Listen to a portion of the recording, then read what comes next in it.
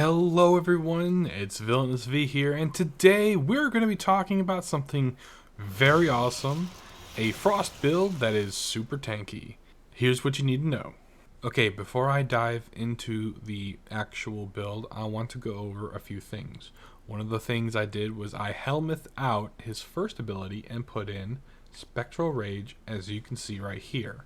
Now what I decided to do was I went, instead of going high duration, as you can see way down here, I went with an 88. I went 88%. This is effectively negative duration. Why did I go this way? I went this way because you don't need a lot of duration. Now the Spectral Rage ability that I have, as you can see, its normal duration is 22 seconds. With only 88%, it's only down to 19. Now, the only thing you are using this ability for in its entirety is just to make sure that you can do one thing and one thing only and get energy. I've had issues getting energy for Frost. Spamming abilities and keeping up with your Icy Avalanche, your Overshield, your Overguard is unbelievably hard. But when you have this, you actually get more energy than you need. Now, this is good to help out with allies, but you'll also need a few other things, as you'll see throughout this video. Now, the next thing I will go over is Icy Avalanche, as is. You can see down here, per hit, as is right now at the beginning of the mission, with only a strength of 160, you will get per hit 96. At a maximum overguard cap of 2,000 or 24,000. Now, again, with negative duration, they're only frozen for 7 seconds, which does suck. But with the efficiency I have, only 70 plus 55 for or 52 for casting Spectral Rage, I will be getting a higher return on energy than I am casting. On top of that, I also have a few other things that'll go up. Now, with all this being said, I have armor reduction of 96. I think you only need 170 in order to get 100%.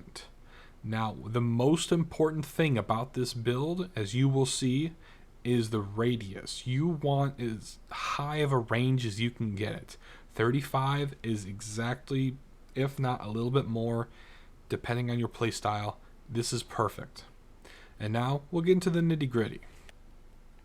So as you can see, this is the entire build. If you want to change out Rejuvenation, by all means, go for it. Honestly, you could probably change out this for either Brief Respite, which you can totally do that. I wouldn't say it's the best, but it is what it is. If you want to immediately have instant armor stripping from the beginning of the mission, Corrosive Projection is also a good aura starter. You can also do Growing Power, which whenever you use a weapon and it hits with status, you can get an increase of 25%. So it doesn't matter what you use. I would highly suggest using Growing Power for that extra 25%. In which case, then this goes up. You will instantly get armor stripping as long as you're dealing some form of weapon status. Remember, that's weapon status.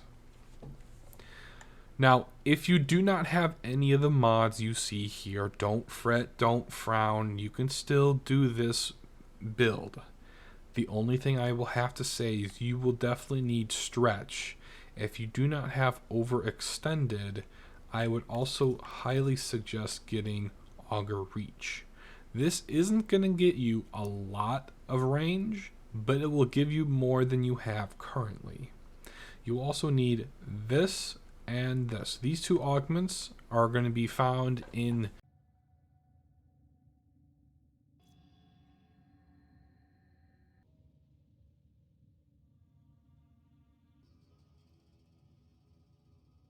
Now, the next thing I will say you will need to do is make sure you have this efficiency. If you are really good at keeping up with your energy, You could actually change this out for whatever you want. Power drift I would put in there because everything will round off to 160. I have Umbral Intensify, not all the way up, but once it's all the way up, I will have even more, probably be able to get 170. Now, I will also say this right here, Archon Flow, is optional. Now, I say it's optional because you can just use primed flow and not care. Now, what you can do is you can keep this on, but because the range of this is so great, you can see that there is the explosion radius. These things do explode, and when they explode, they'll deal damage to everything around them. And once you gather them all together, you'll actually see that this will, once they're armor stripped, you can actually get some energy orbs just by this alone. I also then highly suggest using Archon Energize and Archon Molt. Now, before we go into actual gameplay, I want to show you one more thing. Crystal-wise, you will need Duration, 1 thing of Strength, 2 casting speeds, and 1 energy. If you don't have these, that's fine. It's going to be a little wonky at first. The last thing you will need is way back here. Now, you do not need this, but Magus Anomaly is probably one of the best best arcanes you can use.